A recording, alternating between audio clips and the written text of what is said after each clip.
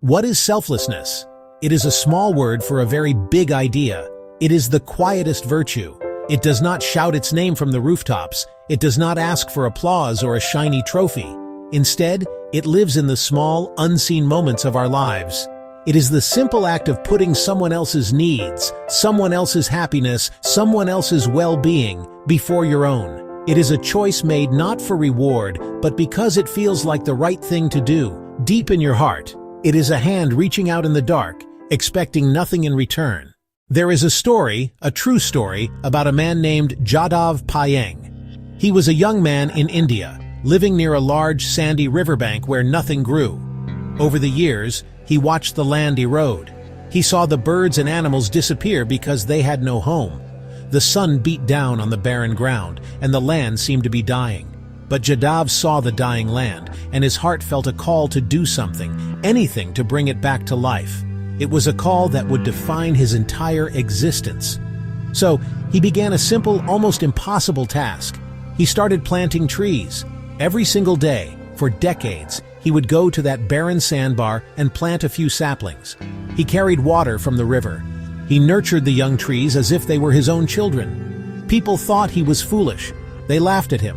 What could one man do against such a vast wasteland? But Jadhav did not listen to their doubts. He listened to the quiet whisper in his soul that told him to keep going, to keep planting, one tree at a time. Years turned into decades. The small saplings grew into mighty trees. The barren sandbar slowly, miraculously, transformed. What was once a desert became a forest, and with the trees came life. Birds returned, their songs filling the air where there had once been only silence. Deer, rhinos, and even tigers made the new forest their home. Jadhav Payeng did not just plant trees, he planted an entire world. He created a thriving forest larger than New York's Central Park. His legacy is not a statue in a park, but the park itself, a living, breathing monument to what one selfless heart can achieve. Now, let me tell you about another person, an elderly woman named Osceola McCarty. She lived a very simple life in Mississippi. She never married or had children. For nearly 75 years, she worked as a laundress, washing and ironing other people's clothes. She started working when she was just a little girl, and she never stopped.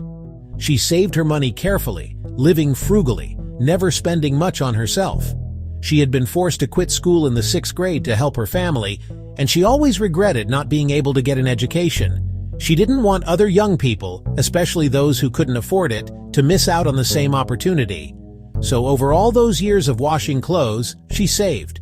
A little bit here, a little bit there. Pennies became dollars, and dollars grew into a small fortune that no one knew she had. She was saving for a purpose much bigger than herself. When she was 87 years old, Osceola McCarty did something that stunned her small town and eventually the entire country. She took her life savings, $150,000, and donated it all to a local university. She wanted to create a scholarship fund for deserving students who needed financial help. This woman, who had so little herself and had worked so hard for every penny, gave it all away so that strangers she would never meet could have the education she never had. Her gift did more than just pay for tuition. It sent a powerful message. It inspired others to give.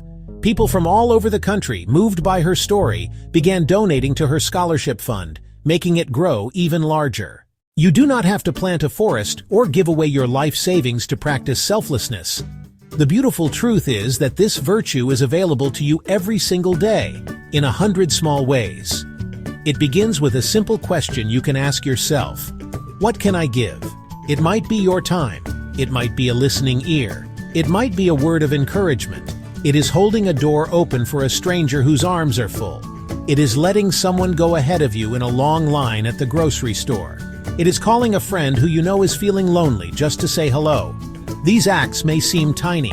They may feel insignificant in a world full of big problems, but do not be fooled by their size. Every small act of giving sends a ripple out into the world. You smile at a cashier who is having a bad day, and maybe they, in turn, are a little kinder to the next customer. You help a classmate understand a difficult problem, and maybe they are inspired to help someone else. Kindness is contagious. Selflessness is contagious. You never truly know where the ripple you start will end. It travels on from person to person in ways you may never see. Think about your life. Think about the people who have shown you kindness. A teacher who believed in you. A family member who supported you. A stranger who helped you when you were lost. Their selflessness became a part of your story. It changed your day, and maybe it even changed your life. You have that same power. You have the power to become a part of someone else's story in a positive way. You have the chance to be the reason someone's day is a little brighter, their burden a little lighter, their path a little clearer. So, here is the challenge. Today, look for one opportunity to be selfless. Just one. It does not have to be grand. Pay for the coffee of the person behind you. Leave a kind note for a family member. Volunteer for a task that no one else wants. Do it without expecting a thank you. Do it just for the sake of giving, and feel the warmth that it brings. This is how we change the world. Not with one giant push, but with millions of small, selfless acts every single day, until the world is filled with the light of our giving.